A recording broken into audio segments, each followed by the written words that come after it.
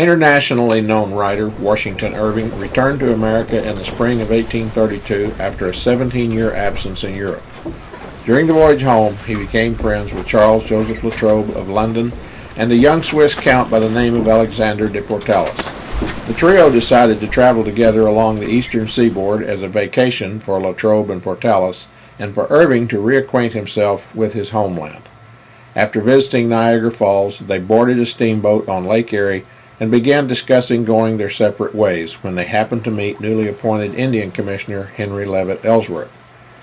The commissioner invited them to come with him to the Indian Territory as guests of the Army. Ellsworth was on his way to Fort Gibson by way of St. Louis, where he would meet Colonel Auguste Choteau, who agreed to escort the commissioner to Fort Gibson in the Indian Territory.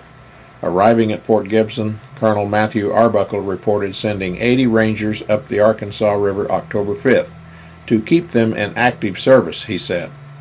An escort party was arranged, and 2 Creek Indians were sent after Captain Jesse Bean and the Rangers with orders for them to stop.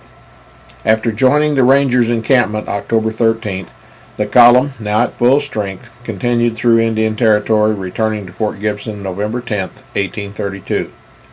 Irving published A Tour on the Prairies as Volume 1 of Cran Miscellany, describing their 30-day journey, and Charles La Trobe published A Rambler in North America in London, both in 1835. The location of the Rangers' route has remained a mystery for more than 178 years. Using all reference books, diaries, journals, and U.S. Geological Survey plat maps begun in 1872 and 1896, plus topographic software, it's now possible to reconstruct most of the route and show it in the modern landscape. Joseph Thoburn first suggested Irving's route in the September 1932 centennial issue of the Chronicles of Oklahoma with an article and map. Mr. and Mrs. Gabriel Wright erected this monument October 14, 1932, at the intersection of Vancouver Avenue and Easton Boulevard in Tulsa. Another monument erected in 1932 may be seen along State Highway 69 just west of the bridge over the Verdigris River near OK. James Gardner of Tulsa and friends from Cleveland and Manford used Irving's description of crossing the Arkansas River literally in January of 1933. Gardner published his results in the Chronicles of Oklahoma in June. State maps today designate this location as the Bears Glen. Stanley Williams and Barbara Simison published Ellsworth's letter in 1937. Unfortunately, the narrative was largely ignored because the information in the beginning was so difficult to understand. This 1938 plaque at Fort Gibson stood in front of the Visitor Center at Fort Gibson for many years after the fort's reconstruction. John McDermott said in the preface to the Western Journal in 1944, "Statements of direction and reports of mileage by Irving, Ellsworth, and La Trobe are too contradictory, vague, or incomplete to permit positive reconstruction of their route." Mr. McDermott republished A Tour on the Prairies in 1956 that included a map based on Thoburn's map. Former Governor George Shirk suggested an auto route using Thoburn's article as a guide to the route in 1967. The directions take you south of Ingalls, near a rock formation believed by many to be Irving's castle. George Spalding discovered the letters of Count Portalis during a visit to Switzerland and published them in the United States in 1968. Count Portalis adds some humor and details of life on the trail. By the early 1970s, Oklahoma began receiving the original plat survey maps begun in 1870 and 1894 from the General Land Office. However, no one was interested by this time to bring all this information together. The question now, can we recreate the route using all this information?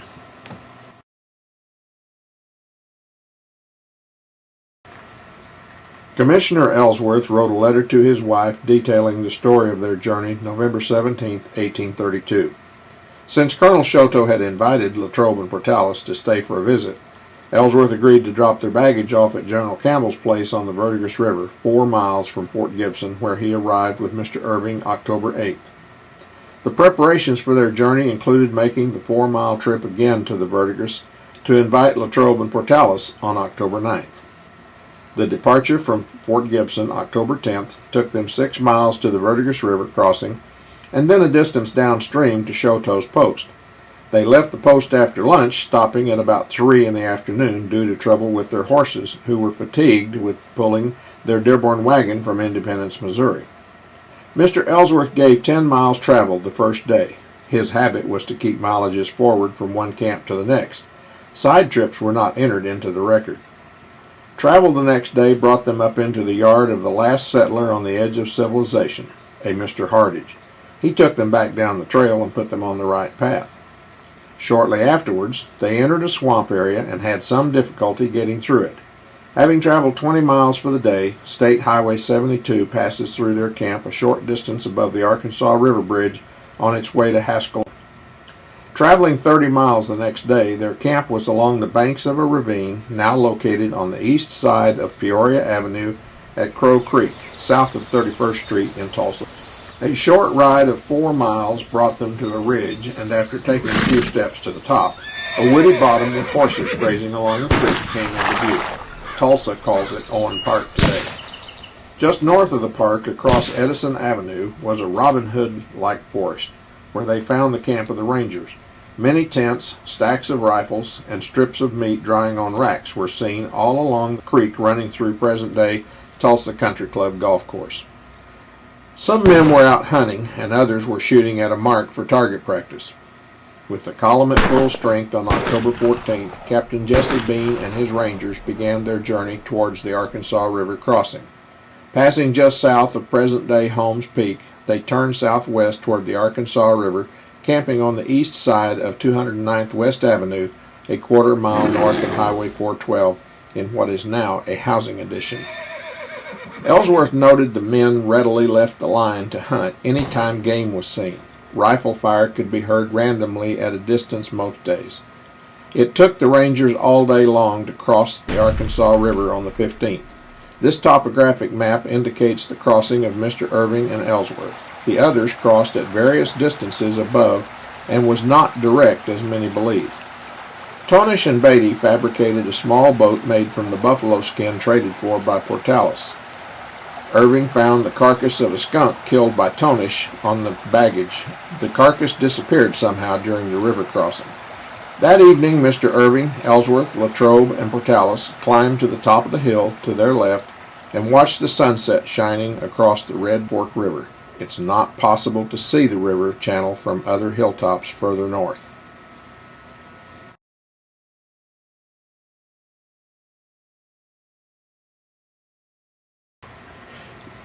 The Rangers left the Arkansas River bottom through the canyon known today as the Bear's Glen.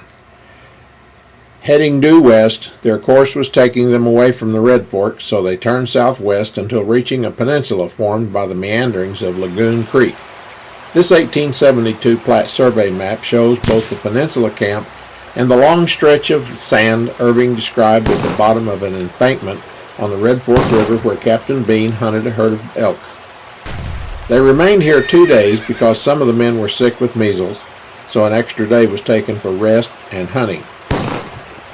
Campman Tonish and Beatty killed another skunk during this time.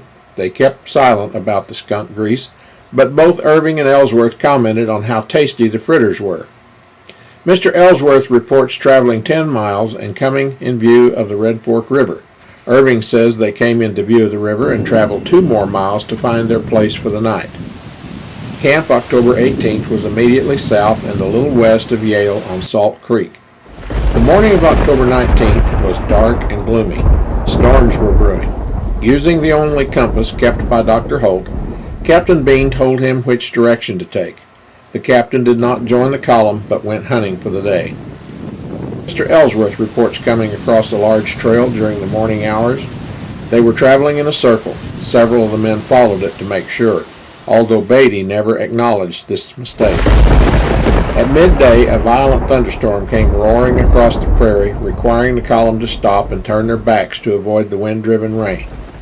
Mr. Ellsworth called Captain Bean to his tent late that evening. He told the captain he was to remain at the head of the column and no one should leave without permission when they were on the move. The captain said he would not leave again. This direct order was the first time Ellsworth asserted his authority over the captain. All the Rangers were volunteers and free to come and go as they pleased. Mr. Ellsworth was very uncomfortable with the situation. He said of the Rangers, they would strike no awe. The Rangers awakened to an overcast sky October 20th. Most of the party were still drying themselves out from the rainstorm of the previous day. They struck camp at 9 o'clock, marching with more precision in the line. Although Latrobe indicated their direction was south by west, Mr. Irving thought they were going west. Mr. Ellsworth ordered their march west by south. The direction finder illustrates this direction clearly. The column soon came into cross timbers, where they crossed Council Creek and shortly came out upon a large prairie. While passing over the hilltop northwest of present-day Ingalls, Mr. Irving reports seeing a rock formation looking like an old Moorish castle to the southwest at a distance of 2 miles. Mr. Ellsworth reports the rock formation as being to their left. They called it Irving's Castle. The rock formation is not to be seen on the landscape today. Shortly they came upon 3 deeply worn paths of an animal trail that Beatty called a buffalo trail. Artifacts of this trail remain visible today on satellite images. Further south, the column crossed a second deep creek known today as Stillwater Creek, 6 miles from the first creek. They skirted this creek for about half a mile to find a suitable crossing. Their camp was 3 more miles southwest. The differing statements concerning their direction have generated confusion about their actual location while traveling through present-day Payne County. Hopefully, this confusion may be resolved by considering their direction of travel actually west by south, the 6 miles distance between Council and Stillwater Creeks, the correct location of the cross timbers, and the buffalo trail between the creeks on this 1872 survey map. Evidence suggests the spring of the fountain camp may have been located on Spring Creek. The 1872 survey map does not show this creek, probably because it may have been dry at the time it was surveyed. It should be noted Irving's journal notes are missing from October 18th to October 30th.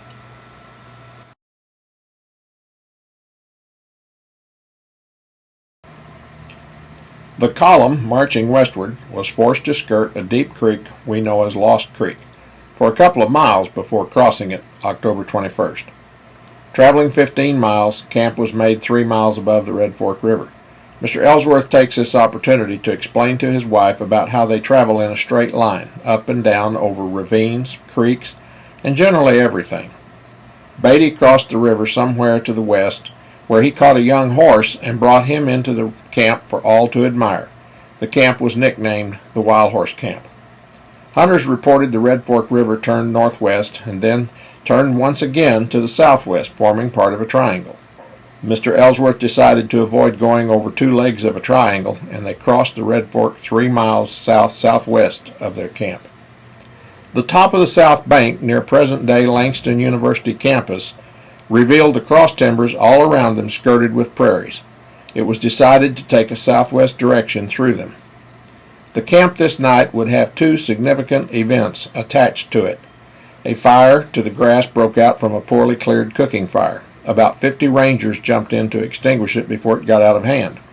A little while later, a cry of Indians was heard, and Captain Bean saw a couple of men without hats skirting the top of a nearby hill. They were thought to be Pawnees. The camp was soon in a state of chaos and confusion. The aftermath of this experience made discipline somewhat easier to accomplish from then on.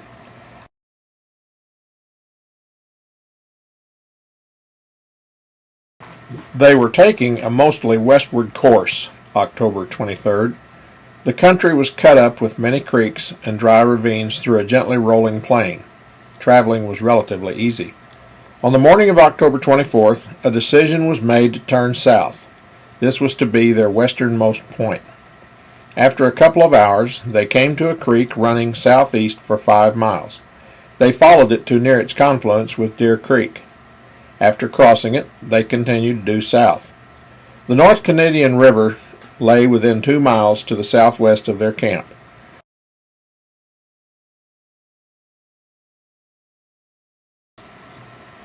October 25th dawned bright and beautiful. The column formed up and continued south. They soon discovered the chance to catch some horses. Mr. Ellsworth included a drawing of the scene that followed in the letter to his wife. Latrobe's journal reports they found themselves at the top of a gentle declivity overlooking a meadow about 1.5 miles wide and about 2.5 miles long. A small herd of wild horses were grazing on the west end of the meadow, and a small herd of buffalo were grazing on the east. The men formed a plan to ring the horses in an attempt to catch some of them. However, the horses took fright and began a stampede to the east toward the buffalo. The buffalo got their legs surprisingly fast after taking notice of the mass confusion of wild horses and rangers stampeding toward them. The rangers chased the horses and buffalo to the east, out onto the prairie. About 2.5 hours were taken for this enterprise. It was the highlight of the journey for Mr. Ellsworth. They found a good ford of the North Canadian River 3 miles east. After crossing it, they encountered a marshland with willow trees and quicksand. They spent some time crossing it. This marsh is shown on the 1872 survey map, and the old river channel can be seen around parts of it. Traveling 6 miles further south for the night, they camped on a creek situated a little south and east of Will Rogers International Airport. Ellsworth went to the top of a small hill to the east. Looking all around, he saw cross timbers interspersed with prairies in every direction. They had traveled 15 miles this day, 12 of it to the south.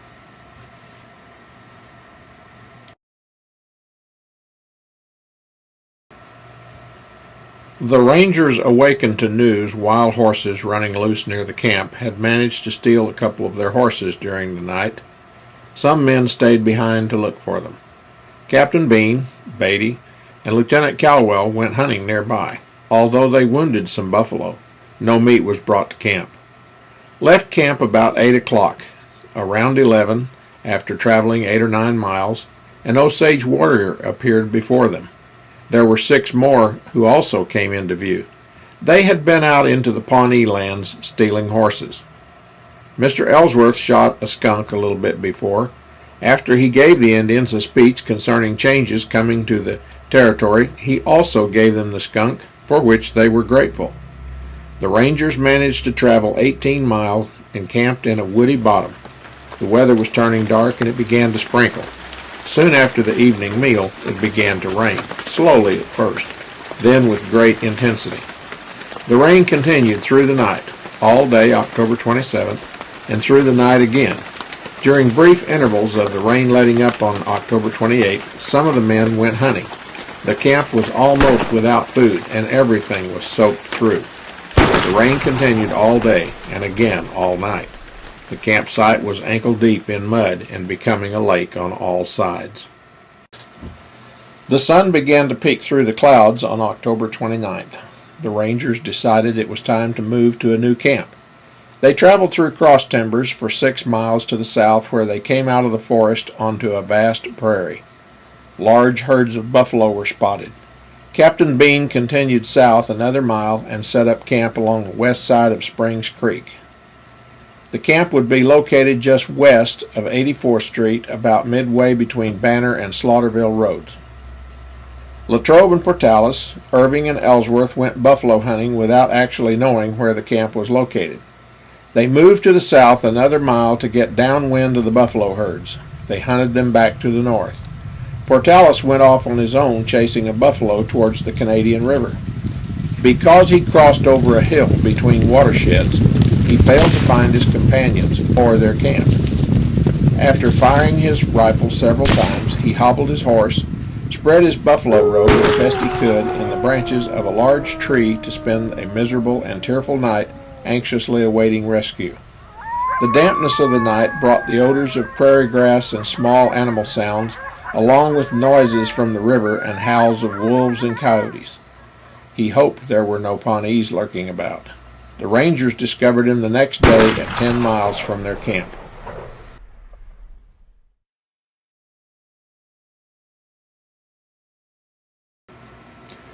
The camp awakened early October 31st. The column rode southeasterly, parallel to the Canadian River. The hills along the opposite bank were filled with some cross timbers and prairies full of buffalo herds grazing in the morning sun. They had not gone far when Beatty struck his beeline for Fort Gibson.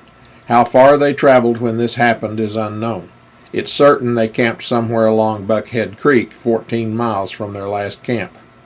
The information Ellsworth recorded from this time on is inconsistent.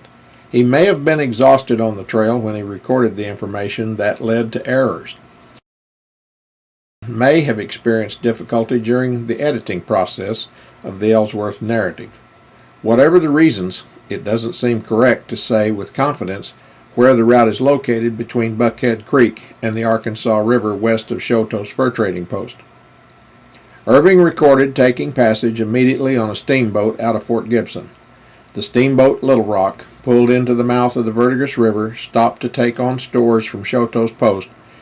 This was the upper point of navigation for the Arkansas River at the time. Irving went upstream about a mile to Choteau's post with a small boat to take in stores and to have tea with Latrobe and Portales. The route of Washington Irving and the Rangers we can be certain of is much larger than anyone previously suspected. The route shown in blue represents Washington Irving's route in the autumn of 1832 through the Indian Territory, integrated into the modern landscape.